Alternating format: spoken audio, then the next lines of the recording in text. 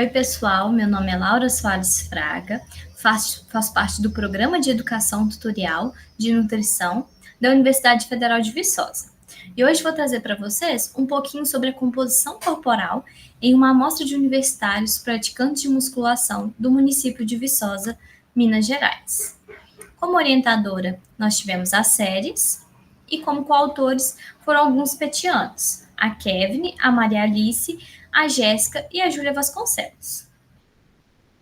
Então, aqui uma organização da estrutura do projeto, primeiramente uma breve introdução, os objetivos, material e métodos e, por fim, a conclusão e as referências utilizadas.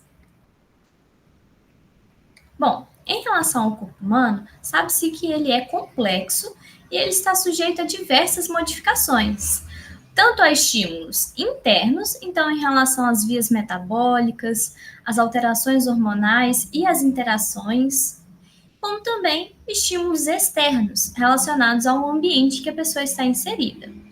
Então a gente tem que o corpo humano está em estado dinâmico. E por isso é imprescindível a gente buscar mensurar e acompanhar essas modificações.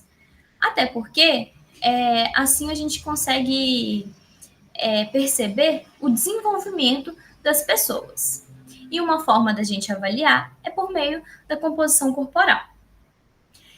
E esse processo se torna ainda mais importante nos estudantes universitários, uma vez que eles estão submetidos a diversas situações de estresse, de alterações hormonais. Então, o ambiente em que eles estão inseridos é um ambiente de pressão, de muita competitividade, e isso tudo reflete diretamente no estado nutricional desses estudantes. E o estado nutricional, ele tem uma ligação com o desenvolvimento daquelas pessoas, tanto o desenvolvimento motor, cognitivo, o desenvolvimento como um todo. O objetivo do estudo, foi realizar a análise da composição corporal em uma amostra de universitários praticantes de musculação no município de Viçosa, Minas Gerais. Bom, a coleta de dados ocorreu desde o ano passado, em novembro de 2022, até maio desse ano, de 2023, e os dados eles foram colocados no Excel para que posteriormente foram feitas as análises e foram passadas todas as informações necessárias. Vale ressaltar a aprovação pelo Comitê de Ética em Pesquisa com Seres Humanos, da UFV, e o protocolo do projeto. Bom, foram incluídos participantes do sexo tanto feminino quanto masculino. Como pré-requisito, os participantes eles deveriam praticar musculação por 6 meses antes, e foram coletadas algumas informações por meio de um formulário no Google Forms, como o sexo, a idade, o curso de graduação e o período em que o estudante se encontra, além do peso e a altura. O peso e a altura foram muito importantes para o cálculo do IMC, que é o Índice de Massa Corporal, e o perímetro da cintura, o perímetro do quadril e o percentual de gordura corporal. Todos esses dados relacionados à composição, eles foram coletados através de avaliações físicas realizadas anteriormente.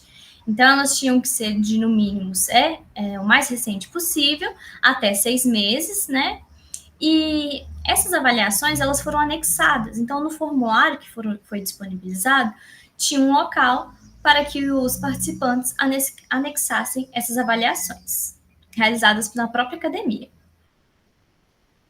Então, aqui, dos resultados, nós tivemos que a média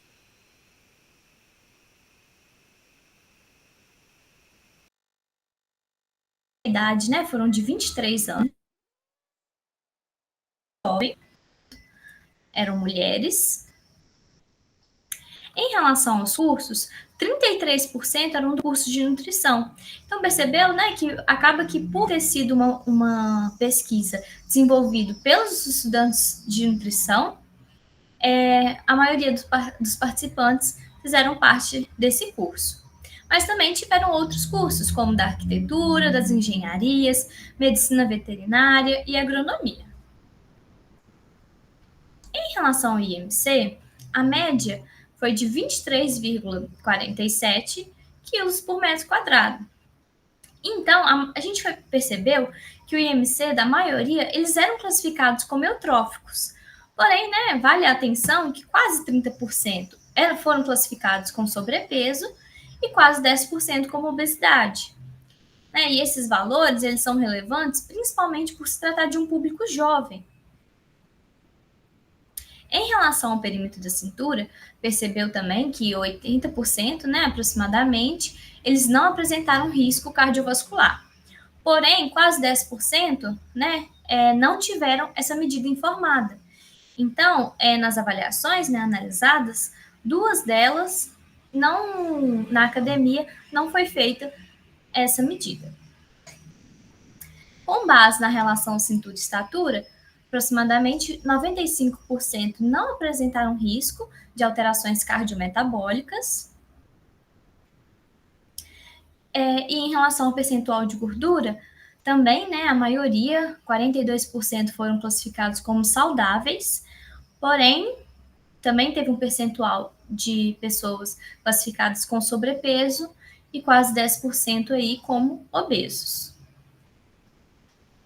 Por fim, né, na conclusão, o que nós temos?